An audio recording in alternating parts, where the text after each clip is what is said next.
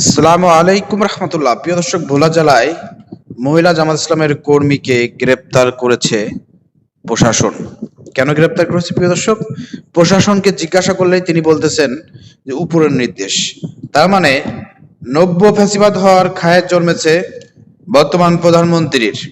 প্রিয় দর্শক, উপরের নির্দেশ মানে কি বুঝতে পারতেছেন? তার মানে তারেক রহমানের নির্দেশে জামাতের এই মহিলা কর্মীকে গ্রেপ্তার করা হয়েছে। প্রিয় দর্শক, গ্রেপ্তার করার পিছনের কারণ কি হতে পারে এ বিষয়ে সোশ্যাল মিডিয়ায় বিবি সাউদার তার ফেসবুক স্ট্যাটাস ভাইরাল হয়েছে। তিনি কি লিখেছিল প্রিয় দর্শক, যার কারণে তাকে গ্রেপ্তার করতে হয়েছে?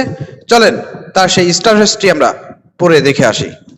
প্রিয় দর্শক, এই সেই স্ট্যাটাস পোস্ট যার কারণে জামাতের মহিলা কর্মীকে গ্রেপ্তার করেছে তারেক রহমান। প্রিয় দর্শক, এখানে কি লেখা ছিল? তিনি লিখেছেন, মনে হচ্ছে সরকার কিছু একটা লুকাতে চেষ্টা করছে।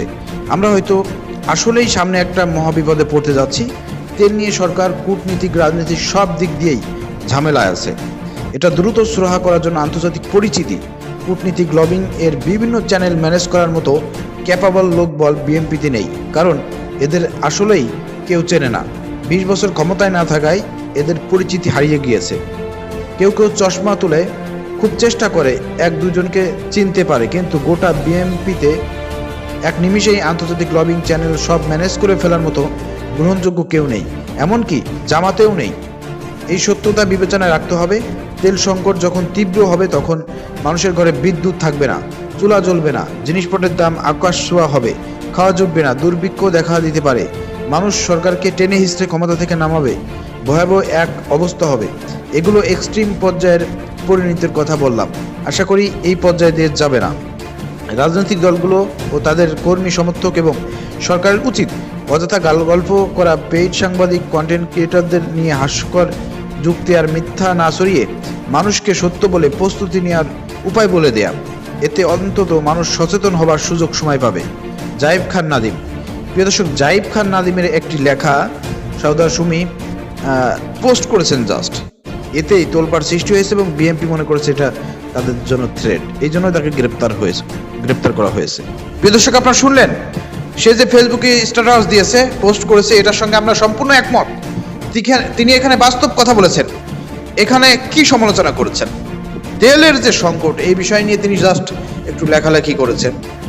তো এই লেখালেখি করার জন্য তাকে গ্রেপ্তার করা হলো।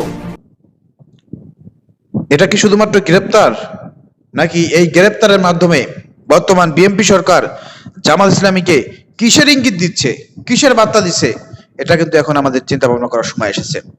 আমরা এই সরকারকে বলতে চাই, মানুষের বাক স্বাধীনতাকে আপনারা হরণ করতেছেন, এর পরিণতি ভালো হবে না। বিগত দিন স্বৈরাচার হাসিনা যেভাবে মানুষের বাক স্বাধীনতা কেড়ে নিয়েছে, আপনাদের বাক স্বাধীনতা কেড়ে নিয়েছে, জামাতের কেড়ে নিয়েছে, সবার বাক স্বাধীনতা কেড়ে নিয়েছিল। ফেসবুকে কোনো সমালোচনা করা যাইতো না, কোনো লেখালেখি করা যাইতো না। তারা সেভাবে আইন তৈরি করেছিল, মানুষদেরকে গ্রেপ্তার করেছে, নির্যাতন করেছে, হয়রানি করেছে। আপনারা সেই পথে হাঁটতেছেন, এর পরিণতি ভালো হবে না। আপনারা সেই ফ্যাসিবাদের পথে হাঁটতেছেন, এর পরিণতি ভালো হবে না। আমরা তীব্র নিন্দা এবং প্রতিবাদ জানাই। অতি বিলম্বে জামাতের এই মহিলা কর্মীকে মুক্তি দিয়ে আপনারা পাপের প্রায়শ্চিত্ত করেন, নাহলে কিন্তু এর পরিণতি ভালো হবে না। প্রিয় দর্শক, সবাই প্রতিবাদ করেন, ভিডিও শেয়ার করে দেন।